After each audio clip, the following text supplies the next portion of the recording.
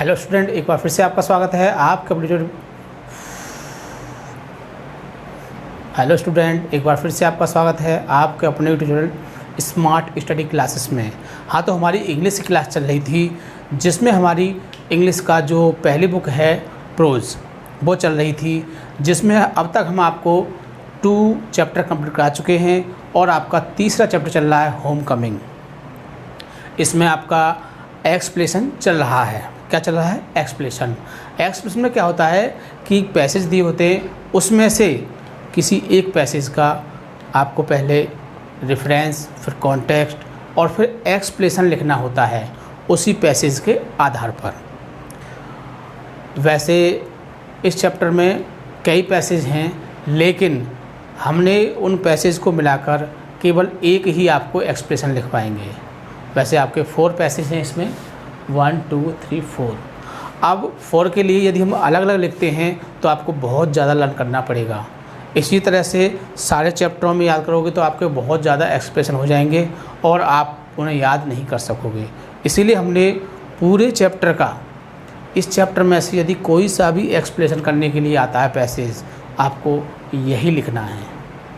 तो इस तरह से आपको पार्टिकुलर अलग अलग याद नहीं करने पड़ेंगे। यदि आप इस तरह से याद करोगे तो आपको बहुत ज़्यादा याद करना पड़ेगा। इसीलिए हमारे हिसाब से जो इम्पोर्टेंट उसमें मैटर था हमने इसमें वही लिया है और मार्क्स भी आपको इस पर पूरे मिलेंगे, क्योंकि इसमें वही बातें आई हैं जो इन पैसेजों में पूछी गई हैं। ठीक है, तो आप इसको सबसे पहले क्या करते हैं, हम पैसेज को पहचानते हैं। जब तक पैसेज हमारी पहचान में नहीं आएगा हम उसका रेफरेंस नहीं लिख सकते हैं, क्योंकि रेफरेंस में चैप्टर का नाम और राइटर का नाम लिखा जाता है। इसीलिए हमको बहुत ही अच्छी तरह से पहले पैसेज को पहचानना है। पहचानने के बाद फिर उसका हमें रेफरेंस लिखना है, फिर कॉन्टेक्स्ट लिखना है और फिर एक्सप्लेशन। जैसा कि आपने हिंदी में देखा होगा, पहले संदर्भ आता है, फिर प्रसंग आता है और फिर व्याख्या आती है। ऐसे ही इंग्लिश में पहले रेफरेंस, फिर कॉन्टेक्स्ट और फिर एक्सप्लेशन। तो बहुत ही आसान है यदि आपकी समझ में आ जाए तो। ऐसे क्वेश्चनों को हम पैसेज बेस पर ही कर सकते हैं, इनमें याद करने की ज़्यादा परेशानी नहीं होती है। तो चलते हैं एक्सप्रेशन की ओर। क्लास 12th इंग्लिश बुक है आपकी, ये क्लास 12th इंग्लिश। चैप्टर आपका तीसरा चल रहा है होम कमिंग। कौन सा चल रहा है? Home coming. राइटर हैं इसके R.N. टैगोर। हमने आपको कल अबाउट द ऑथर बताया था, जिसमें ऑथर के बारे में जितनी भी बातें थी हमने आपको बहुत अच्छी तरह से समझाई थी और आपको पता भी होगा, क्योंकि जो R.N. टैगोर हैं बहुत ही अच्छे कवि भी कह सकते हो और लेखक भी कह सकते हो इनको। ये पोइट भी हैं और राइटर भी हैं। इस तरह से ये दोनों हैं और इन्होंने बहुत ही अच्छा लिखा है। इनकी जो होम कमिंग है वो भी बहुत अच्छी है। कल हमने आपको इसकी पूरी समरी बताई थी। अब आज इसका क्या आता है? Explanation, passage for explanation. अब वैसे तो इनके चारों के अलग अलग लिखने होंगे आपको, लेकिन हमने जो मैटर जो लिखा है ये चारों के लिए ही कोऑपरेट करेगा। तो कोई सा भी इसमें से आ जाए। जैसे फर्स्ट पर है, Fateh Chakravarti was carried unanimously, है ना, या Fateh whipped his face asked him to again, या थर्ड पर है there was no more with longing. 4 पर है आपका the next day Fateh was very critical. इनमें से कोई सा भी पैसेज आता है, चाहे पहला आ जाए, दूसरा, तीसरा, 4th, कोई सा भी पैसेज आता है, आपको केवल यही लिखना है। तो यही आपको याद भी करना है। अगर आपको एक याद हो गया तो मान लीजिए आपको कितने याद हो गए? 4 याद हो गए। कितने? 4। एक याद करने पर आपको 4 याद हो गए। इसलिए आपको एक तो आसानी से याद हो सकता है।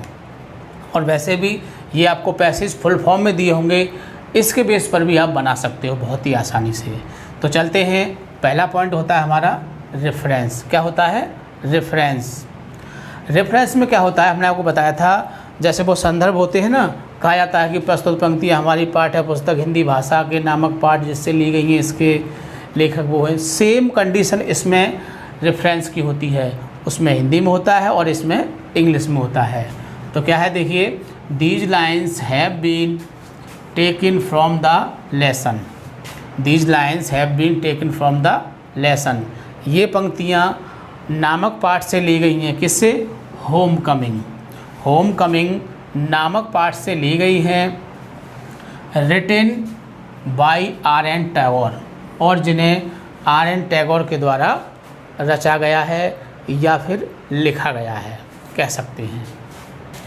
अगला पॉइंट आता है आपका कॉन्टेक्स्ट, जिसको हिंदी में बोलते हैं प्रसंग। क्या बोलते हैं? प्रसंग। अब बात आती है कि प्रसंग में आता क्या है। प्रसंग में ये आता है कि जो आपका जो पैसेज दिया हुआ है, मुख्य रूप से उस पैसेज में किसके बारे में बताया गया है, मुख्य बात उसकी क्या है। तो मुख्य बात को जिसमें लिखा जाता है वो कॉन्टेक्स्ट कहलाता है। तो आप इसको कहानी या इस पैसेज के बेस पर भी लिख सकते हो। पैसेज को 2 बार पढ़ोगे तो आपको पता चल जाएगा कि इसमें किसके बारे में बताया गया है। इस बात को हम पूरे चैप्टर बेस पे भी लिख सकते हैं, लेकिन आपसे सिर्फ क्या पूछा जाएगा? एक पैसेज के बारे में। तो आप 2 बार पैसेज को पढ़ोगे और उसके बारे में उसको लिख दोगे। कॉन्टेक्स्ट इन दिस पैसेज, मतलब कि इस पैसेज में the author tells about the character of the hero Fatik. इस पैसेज में लेखक ने फतिक नाम के हीरो के चरित्र के बारे में बताया है। जो नायक है, नायक के चरित्र के बारे में बताया है। एंड डिस्क्राइब्स, और वर्णन किया है, दैट की सम नॉटी बॉयज़, कुछ शरारती लड़के, वर डूइंग, कर रहे थे, मिस्चीवस, गलतियाँ या गलत एक्टिविटीज़, कुछ गलत यानी कि मूर्खतापूर्ण कार्य जो होते हैं कि गांव के कुछ शरारती लड़के कुछ बेकार के क्रियाकलाप कर रहे थे। कहाँ कर रहे थे? ऑन द रिवर बैंक, नदी किनारे। क्यों कर रहे थे? टू गेट एन्जॉइंग, आनंद प्राप्त करने के लिए। तो हमने आपको समरी बताया था कि लड़के रिवर साइड में क्या कर रहे थे, नदी किनारे क्या कर रहे थे? जो एक मस्तूल पड़ा हुआ था उसको पानी में फेंक रहे थे आनंद के लिए। कैसे? कि वो ढूंढने के लिए आएंगे, उन्हें मिलेगा नहीं, फिर ढूंढेंगे, उन्हें परेशानी होगी। और ऐसा करने से बच्चों को आनंद मिलता है, सिर्फ कोई लाभ तो होता नहीं है। तो किस लिए कर रहे थे? वो आनंद के लिए। तो यही इस पैसेज में बताया गया है। अगला पॉइंट आता है आपका एक्सप्लेनेशन। एक्सप्लेनेशन में क्या होता है? व्याख्या। व्याख्या का मतलब क्या होता है कि जो पैसेज दिया होता है आपको उस पैसेज को अपनी भाषा में बढ़ा चढ़ा के लिखना होता है। कुछ वर्ड इसमें से लीजिए, कुछ अपनी तरफ से, कुछ इसमें से, कुछ अपनी तरफ से, और 4-6 लाइन बना के कर दीजिए। जैसे कि उसमें 4 लाइन दी हुई हैं तो आप 8 लाइन कर दीजिए, उसमें 5 दी हुई हैं तो आप 10 कर दीजिए, उसमें 3 हैं तो आप 6 कर दीजिए। कहने का भाव ये है कि जितनी लाइन आपके उस पैसेज में दी हों उससे डबल लाइन उसकी हो जानी चाहिए, तभी आपका एक्सप्लेनेशन जो होगा वो पूर्ण और सही माना जाएगा। तो चलिए देखते हैं। देयर इज़ ए टीम, एक टीम थी, of naughty boys of the village. There is a team of naughty boy of the village. गाँव में बेकार लड़कों का एक समूह था, एक टीम थी। Fatik was the leader of the team, और फतिक जो था उस टीम का नेता था, लीडर था, या सरगना कह सकते हो। ही वाज 14 ईयर्स ओल्ड, वह एक 14 वर्षीय लड़का था। कितने साल का था? 14 साल का था। ही वाज वेरी लेज़ी, वह बहुत ही आलसी था। डिसऑनेस्ट, बेईमान था। एंड नॉटी बॉय, और एक शरारती लड़का था। वन डे, एक दिन, a heavy log was lying near the river bank. एक दिन एक भारी लट्ठा नदी के किनारे पड़ा हुआ था। Fatik said to his team, Fatik ने अपनी टीम से कहा, let this log throw into the river of water. क्या कहा?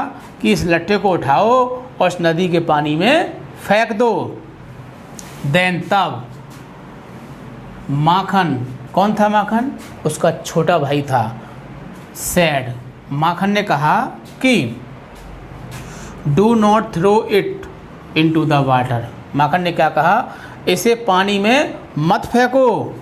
But the boys threw the log with Makhan into the water. लेकिन उन लड़कों ने माखन के साथ उस लट्ठे को भी पानी में फेंक दिया, क्योंकि माखन उस पर आके बैठ गया था। और फतिक ने कहा माखन इस पे से हट जाओ, लेकिन माखन नहीं हटा। तो फतिक के कहने पर उन लड़कों ने उस लट्ठे के साथ माखन को भी पानी में फेंक दिया। सो इसलिए माखन बीट्स हिज ब्रदर, इसलिए माखन ने अपने भाई को पीट दिया। किसको? फतिक को। And came to his house, और अपने घर वापस आ गया। And Makhan told different story to his mother about Fatik, और माखन ने अपनी माता के लिए डिफरेंट, भिन्न प्रकार की कहानी फतिक के बारे में सुनाई। मतलब फतिक के बारे में बढ़ा चढ़ा के अपनी माँ को बता दिया। सो इसीलिए हिज मदर बीट्स फतिक, इसीलिए फतिक की माताजी उसे फतिक को पीटती हैं। सो इसीलिए he became lazy and naughty, इसीलिए वो आलसी और शरारती बन जाता है या हो जाता है। क्योंकि आए दिन किसी को पीटा जाएगा तो क्या होगा? शरारती बनेगा ही। सो इसीलिए his mother sent him to Calcutta with his brother Bishambar, इसीलिए उसकी माताजी ने फतिक को अपने भाई के साथ, अपने भाई बिशंबर के साथ कलकत्ता भेज दिया। बिशंबर लव्ड फतिक, बिशंबर जो था वो फतिक को प्रेम करता था। भांजा था, जीजा ही नहीं थे, इस वजह से उसको बहुत पसंद करता था। वेरी मच माने बहुत ज़्यादा। तो बिशंबर जो था फतिक को बहुत ज़्यादा प्रेम करता था। बट हिज वाइफ, और उसकी पत्नी, किसकी? उसकी मामी फतिक, फतिक की जो मामी बिशंबर की जो पत्नी थी वो उससे क्या करती थी? हेट्स, घृणा करती थी। Him, his wife hates him, उसकी पत्नी उससे घृणा करती थी। सो इसीलिए फतिक वाज वेरी सैड, इसीलिए फतिक बहुत ज़्यादा दुखी या परेशान था। इन कलकत्ता, कहाँ पर? कलकत्ता में। कलकत्ता में उसकी जो मामी थी वो उससे बहुत ज़्यादा नफरत करती थी, उसको बोझ मानती थी। और उसके जो मामा के लड़के थे वो भी उससे दूरियां बनाते थे, वो भी उससे नफरत करते थे। इसीलिए फतिक क्या था? बहुत दुखी था कलकत्ता में। एंड ही वांटेड, और वो चाहता था टू गो मिस, जाना हिज विलेज, इसीलिए वह अपने गांव जाना चाहता था। टू मीट माने मिलने के लिए, his mother and his brother, किससे मिलने के लिए? अपनी माँ और अपने भाई से मिलने के लिए वो गांव जाना चाहता था। तो ये था हमारा एक्सप्लेशन। क्या था? एक्सप्लेशन। आप इसे एक या दो बार पढ़ोगे आपको बहुत ही आसानी से याद हो जाएगा। मेरा कहने का मतलब ये नहीं है कि जिस तरह से सेंटेंस मैंने बनाए हैं आप ही उसी तरह से बनाओ, आप उसका सेंटेंस भी बदल सकते हो, वर्डों को भी चेंज कर सकते हो। मैंने आपके लिए रटने के लिए नहीं कहा है, आप दो बार पढ़ोगे आपको याद हो जाएगा। क्योंकि इंटरमीडिएट में रटने से काम नहीं चलता है, समझने से काम चलता है। यदि आप रटने से काम करोगे तो आप पूरा पेपर नहीं कर पाओगे, और आप समझ के चलोगे तो आप पूरा पेपर आसानी से कर लोगे। इसलिए आप एक्सप्रेशन को 2 या 3 बार पढ़ोगे और आपको आसानी से याद हो जाएगा। हम चाहते हैं कि इस लाभ को आपके मित्र, आपके जानने वाले भी प्राप्त करें। इसीलिए आपसे रिक्वेस्ट है कि आप हमारी वीडियोज़ को ज़्यादा से ज़्यादा शेयर करोगे, सब्सक्राइब करोगे, ताकि वो भी इसका फ़ायदा उठा सकें। ठीक है, थैंक यू। जय हिंद, जय भारत।